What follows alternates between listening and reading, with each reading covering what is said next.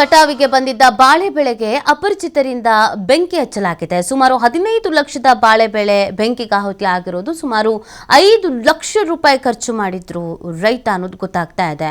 ಬೇಳೂರಿನ ಫಕೀರಪ್ಪ ಅವರು ಬೆಳೆದಿದ್ದಂಥ ಬಾಳೆ ಬೆಳೆ ಅಪರಿಚಿತರು ಬೆಂಕಿ ಹಚ್ಚಿರುವಂಥ ಶಂಕೆಯನ್ನ ವ್ಯಕ್ತಪಡಿಸಲಾಗ್ತಾ ಇದೆ.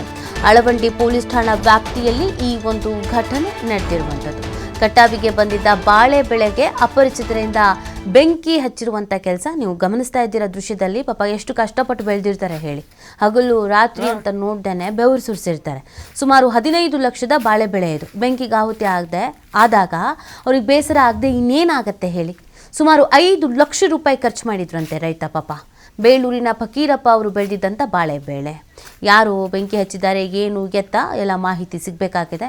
ಈಗಾಗಲೇ ಪ್ರಕರಣ ಕೂಡ ದಾಖಲಾಗಿದ್ದು ಪೊಲೀಸರು ಸ್ಥಳ ಪರಿಶೀಲನೆಯನ್ನು ಮಾಡಿದ್ದಾರೆ.